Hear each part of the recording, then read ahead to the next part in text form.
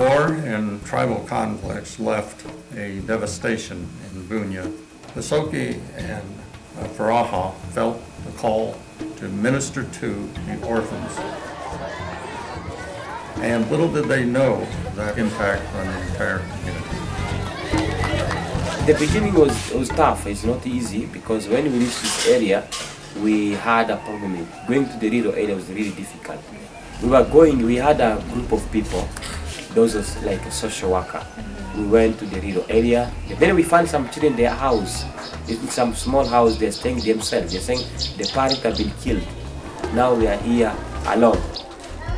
I realized it was an opportunity for me to get very directly involved in working with orphans. And I felt that that would give me an opportunity to study the question, how can you work with Africa so that you leave a lasting impression? I have one question for you. One day I was praying that God would use me in such a way that would have a significant impact on His kingdom. At that time, He laid 3 words on my heart: AIDS, Africa, and orphans. After time went on, those 3 words just continued to burn in my heart, and it was my desire to find out exactly what God had. As I strived to find what those 3 words meant, He then led me to Fred Scaife. Very early in our gathering of orphans, we developed the strategy of using host families rather than building dormitories. And that host families is proven to have many, many benefits. And we think that has all the benefits of family life for the students. And it is also a way of keeping our orphans integrated within the community. In the beginning, we had 76, and slowly when Mama Elsie and the friend came to visit us, we had a small number, then we said, let us start the school. From that time, we started a school, a normal school, then also it's a school which the government recognizes.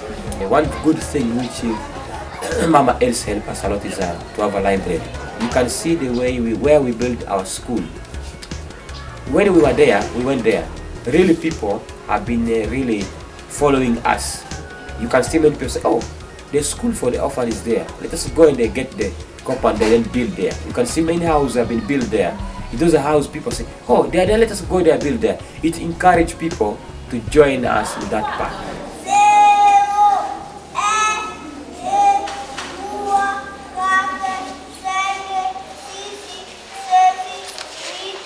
The school has had a big impact because it has turned out to be a very good school, and that can be measured by the fact that there are many local parents who are choosing to send their students there and to pay school fees to have them also be educated by our staff. Elsie did a very good job of about the story of what we were trying to do. The result of her telling that was that it was a big force that kept us all going.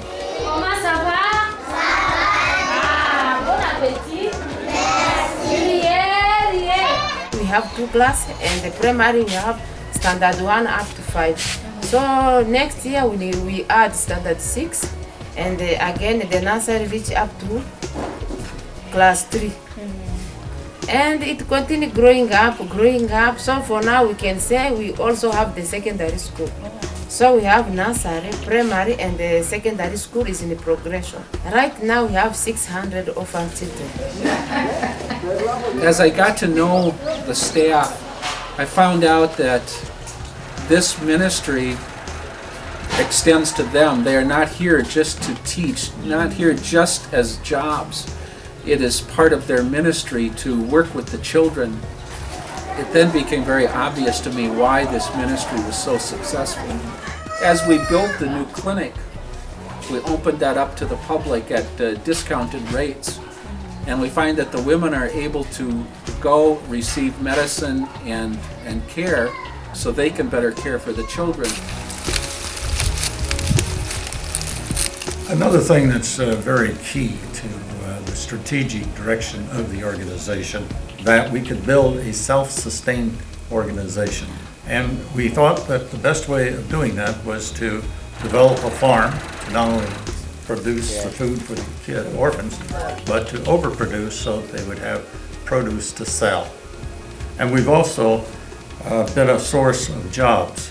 We have had many people now hired and involved who are able to make money. That has an incredible impact on the area of Bunia because the money goes back into their economy. Now with the tractor there, we will be able to increase production to not only feed the children properly, but then to sell that product on the market. They will then take that product to the market at a reduced cost and sell it at market rate and receive the profits. We finally put together a program of micro-businesses. And so out of that has grown quite a program for the women. They created their own organization called Women in Development. And they meet, they exchange ideas, and the beauty of this is all different tribes of women are involved in this. Some of them buy beans, cassava flour, and from there they go with it in the place where they're staying, they're selling it there. So the profit or the interest which they are getting help them to feed their family. Our organization is successful, as I can say, because we see change in the life of those orphan children. For example, in the primary school, all of our students who are doing the government test, all of them are passing. This shows that our school is nice. We are very thankful for our partner there from US, the board meeting, Glenn, Fred, and others for their support for us.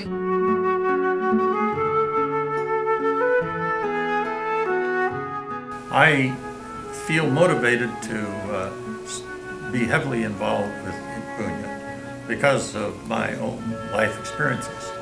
I grew up on a farm in Ohio in the 1930s when we were coming out of a big depression here. And so I know what it's like not to have food.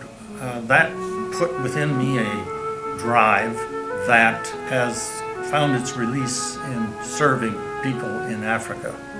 And that is my motivation.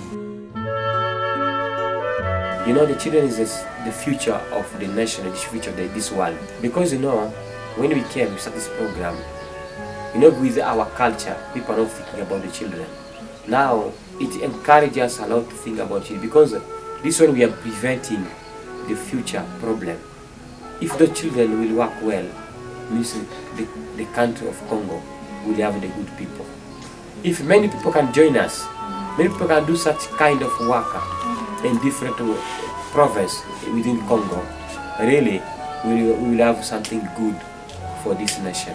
And when I come and visit the host families, again I see the hands and feet of Christ in action.